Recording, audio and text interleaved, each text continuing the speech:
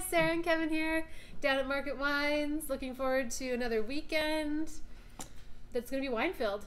Yeah, we're switching up this weekend. Sarah brought it to my attention that we've been pouring pretty much nothing but French wine, Yeah, Italian wine for a long time. So we're okay with that. We love both those countries, but it's hard because we're trying to bring the good value out there. And with California, as much as we love the wines, it's just much trickier to find sort of sub $20 wines from California. Totally. that come from sort of what we want to bring, which is like smaller wineries, family wineries, little organic outlets. So it's for us, like finding that in California is much trickier, but we've done it. We have. These fit the bill.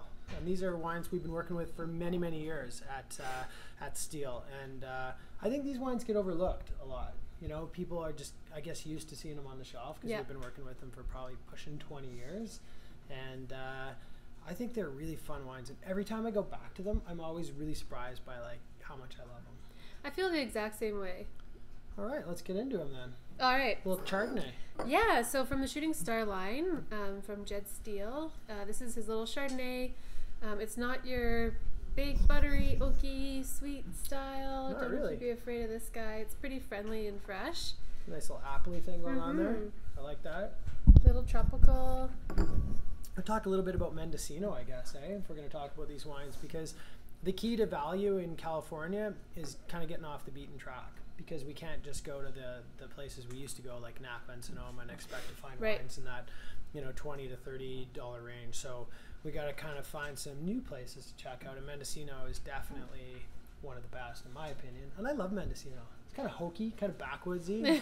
It's kind of fun up there, right? Sounds like it'd be up my alley. Yeah, hokey like you.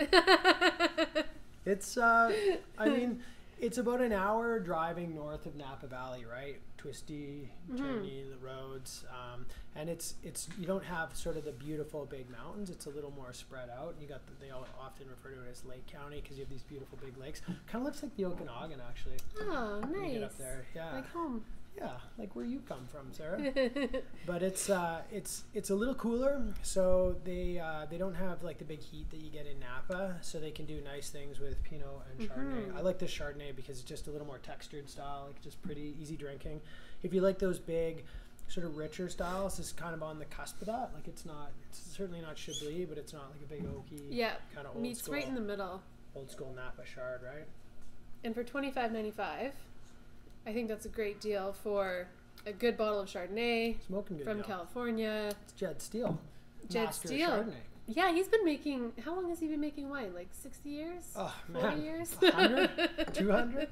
I think, so Jed's story was he was the original winemaker at Kendall Jackson, right? So he was the guy who made that first KJ Chardonnay that really put him on the map. In fact, when he left Kendall Jackson, they very famously sued him for stealing the recipe to their fancy Chardonnay. So they lost that lawsuit in the end, and Steele Winery was born, and they make awesome Chardonnay. Chardonnay at a much master. Smaller scale than Kendall Jackson. Yeah. I should say.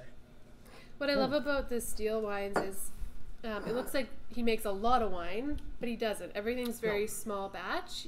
He just makes many different wines. Yeah. And he works with vineyards from throughout the state that he has relationships with since he started winemaking. So lots of really cool little growers up in Mendocino. Some of them, like some of the vineyards, are upwards of 100 years old for some of these infidels, and he's just got a way of finding like really good fruit at a price that makes everybody happy. And he does it even with things like Pinot Noir, which I thought was basically impossible. How much does this one go for? Same price as $25.95. So it's a smoking deal. Finding inexpensive Pinot that you want to drink from California is tricky because it either tastes more like Syrah or Grenache, like they really punch it up, or they really kind of go for that big sweet style. Totally. And this has great, like, very expressive of what you want in Pinot. It's light and delicate and fruity and juicy and very drinkable, very crushable. It's delicious, right?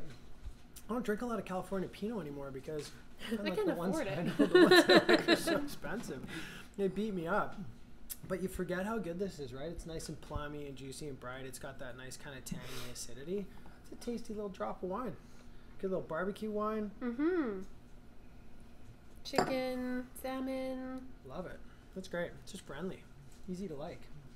If you're a big Pinot Noir fan and you're looking for that new, inexpensive discovery. You should definitely come down and check that out. Totally. Doesn't even need food. Oh, easy, right like that. Ready to go. And then Zinn, which I would say is what they do best at Steel, my opinion. What do you think?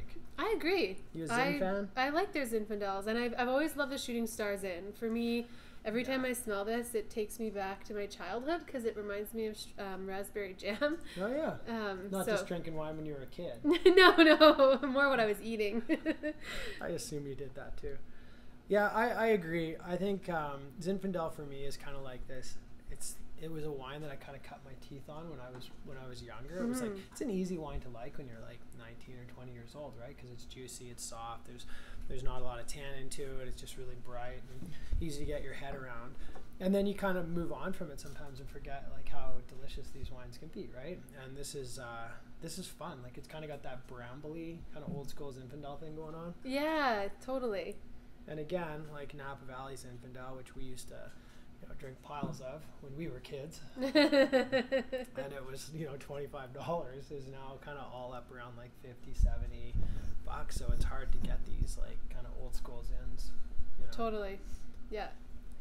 But I think he's done a good job here with this one, and I think all three of these are super friendly and nice to have around when you just want a good glass of wine, don't want to think about it or think about what you're pairing. Doesn't have to be complicated, Sarah. Yeah, keep just it simple. Easy, fun, right? Wine's supposed to be fun. Exactly. These are fun. All right. Come down and taste them on the weekend. They'll be open all weekend. See you soon.